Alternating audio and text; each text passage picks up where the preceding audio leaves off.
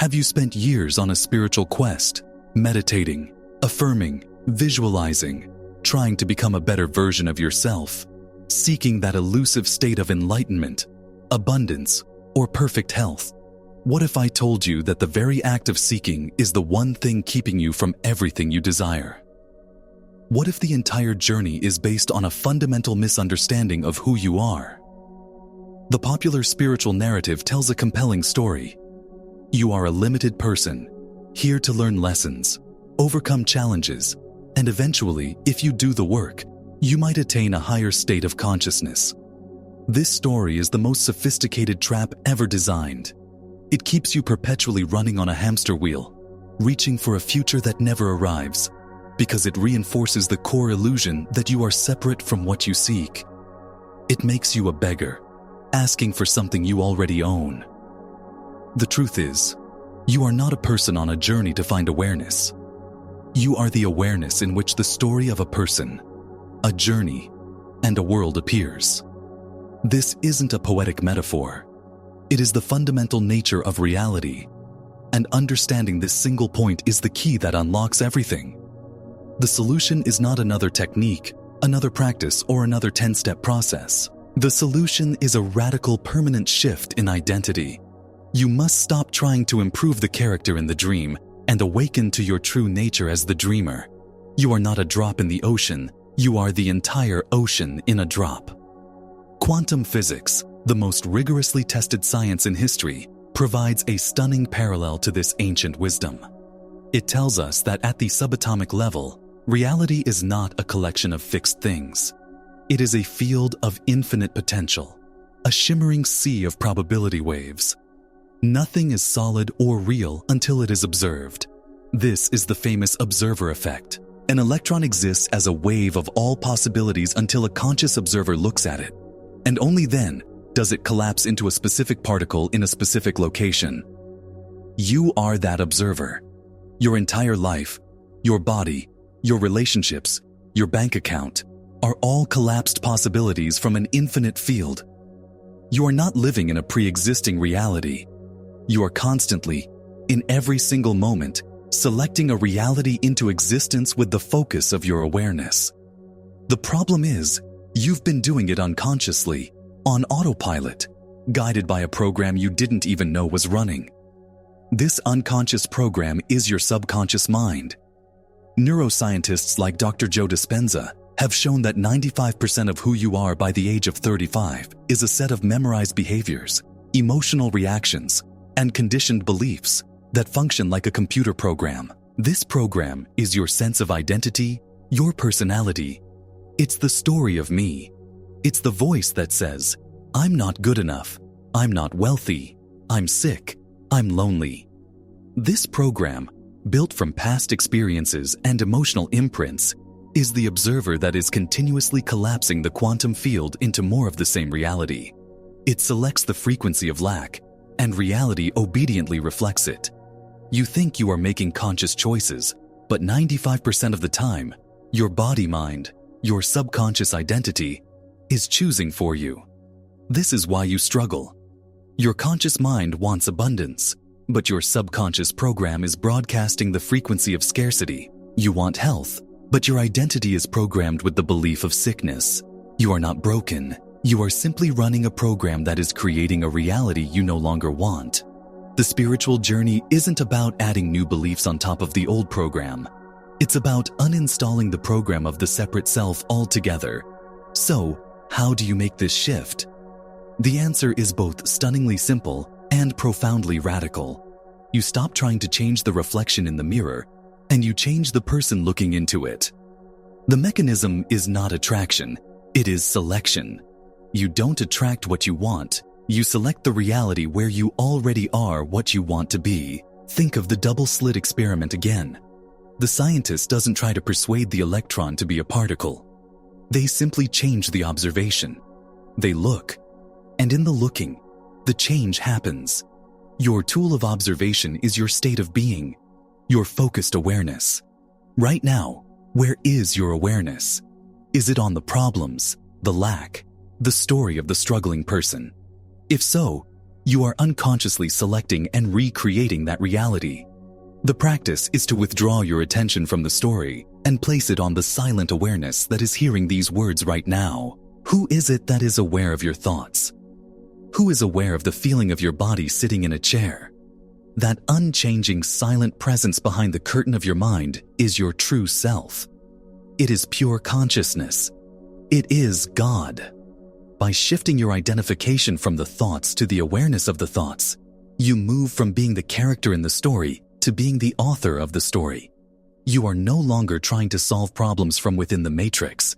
You are operating from outside of it, choosing a new script. This is the meaning of the biblical phrase, "Be still, and know that I am God." The stillness is the silent awareness. The I am is your true name. Let's deepen this understanding by deconstructing our most deeply held illusion. Time. You experience your life as a linear progression from a fixed past, through a fleeting present, to an uncertain future. This is a construct of the conscious mind, a function of the ego's story. From the perspective of quantum reality and your true self as consciousness, all possibilities exist simultaneously in an eternal now. The past you remember and the future you anticipate are just other frames in the infinite film of creation, and they exist right now as potential. When you desire something, say, perfect health, you are not desiring a future outcome.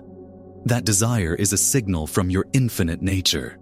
It is a resonant vibration telling you that the version of you who is perfectly healthy already exists as a potential reality. You are not creating it. You are selecting it. Your work is to match its frequency. How?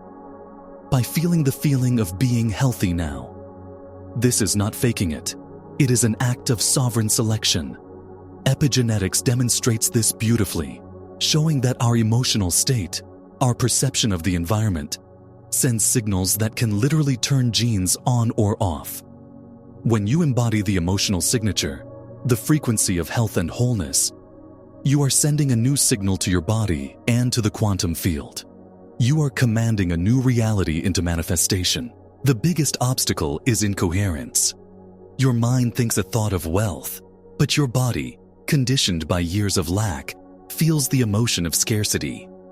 This creates a chaotic, incoherent signal. The key is to align your thoughts and your feelings. You must feel the reality of your desire in your body now, for the body is the subconscious mind. It is the antenna broadcasting your signal to the field. So how do you integrate this into your daily life? The practice is one of radical self-observation and identity shifting. Throughout your day, begin to notice the story of you. Notice the thoughts, the complaints, the worries, the judgments. But instead of getting lost in them, take a step back and ask, who is aware of this thought? Who is aware of this feeling of anxiety? In that moment of inquiry, you create a space. You shift from being the thought to being the awareness observing the thought. This is the beginning of freedom. Let's try it right now. I want you to close your eyes for a moment if you can. Notice the chatter in your mind. Now, gently shift your attention away from the content of the thoughts and just become aware of the simple background sensation of being. The feeling of I exist, I am. Don't add anything to it. Not I am a man or I am a woman or I am struggling. Just the pure, naked, silent feeling of I am. Can you feel it? It's always here. It is the foundation of every experience you've ever had. This is your home base. This is the control room.